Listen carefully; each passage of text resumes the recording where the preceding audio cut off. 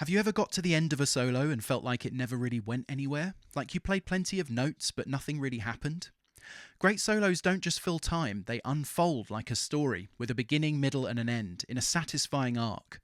Today I want to show you a simple way to practice shaping your solos, just like this, that you can try straight away, without planning every note in advance. The most common shape that a solo takes looks something like this. Think of it as a graph of intensity over time. A solo starts with low intensity, it gradually builds, eventually reaches a climax before quickly settling down again to finish. It's not the only possible shape, but it's a very common one and it's a great place to start. So, what makes your playing sound more intense or less intense?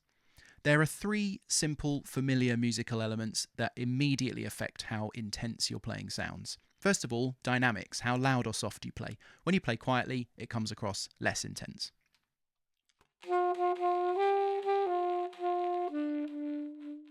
And when you play louder, the intensity increases.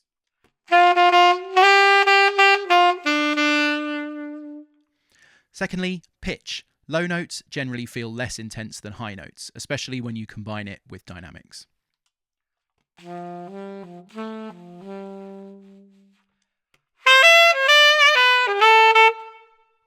And thirdly, how busy your playing is. So that's whether you're using few notes and leaving plenty of space, or playing lots of notes and filling the space.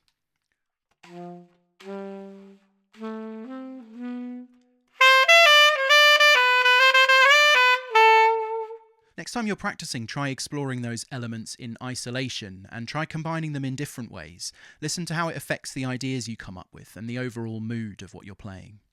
Let's come back to the shape I mentioned earlier, the graph of intensity over time, and let's map out how we might play at different points along that line. At the beginning, when the line is low, we can play softly, stay in the low register and leave plenty of space.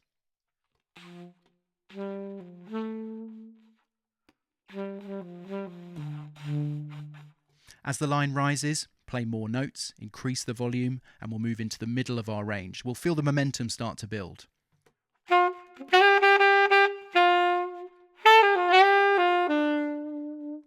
And eventually, we'll reach the top of the graph, maximum intensity. We're going to be wanting to play loud, leave very little space, and we'll want to be right at the top of our range.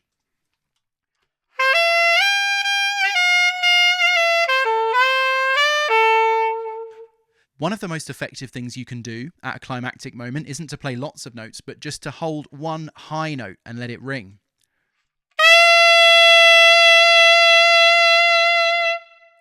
That's what we'll aim for at the peak of the graph. And finally, in the last few bars, we'll start to bring the intensity back down again, and we'll come down for a soft landing and hand things over to the next soloist or back to the head.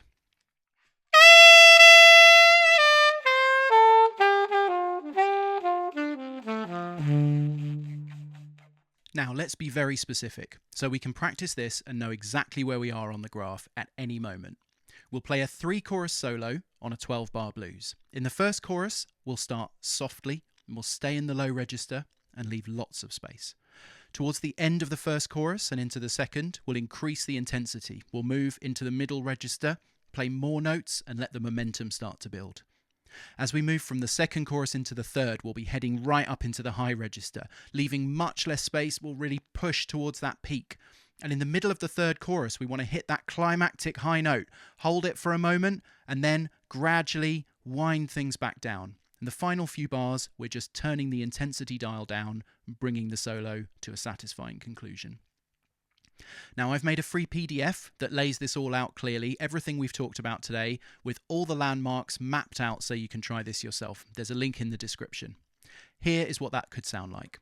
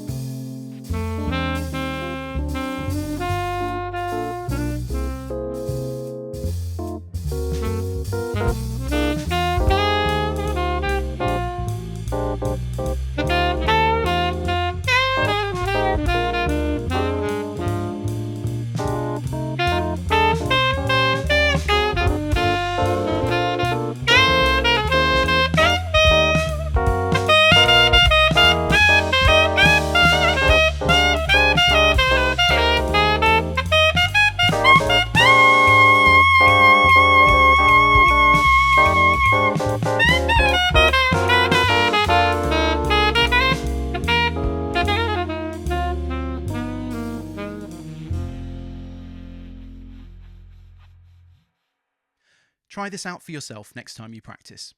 The shape that I've outlined here is one of the most common ones that you'll hear in jazz solos, so listen out for it on recordings. You'll notice it everywhere.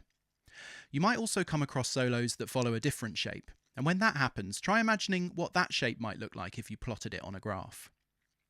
In real musical situations, there is one more important element, and that's listening to the other musicians that you're playing with. Shaping a solo in real life is a collective process. It's not something you do on your own. And when you're playing with musicians who are really listening to each other, shaping a solo can feel almost like riding a wave. You're not forcing it or planning it, you're just responding to what's happening in the moment. But by practicing this way and learning to control the elements that give your playing shape, you'll be much more prepared for whatever the music throws at you in a real life playing situation. Don't forget to download the PDF and try this out for yourself. And let me know in the comments if you have any favourite solos with great dramatic arcs. I release weekly videos with practical ideas like this that you can use straight away in your playing, as well as practice games and guided play-alongs and other resources. If you found this helpful, like the video and subscribe to the channel for more. Thanks for watching.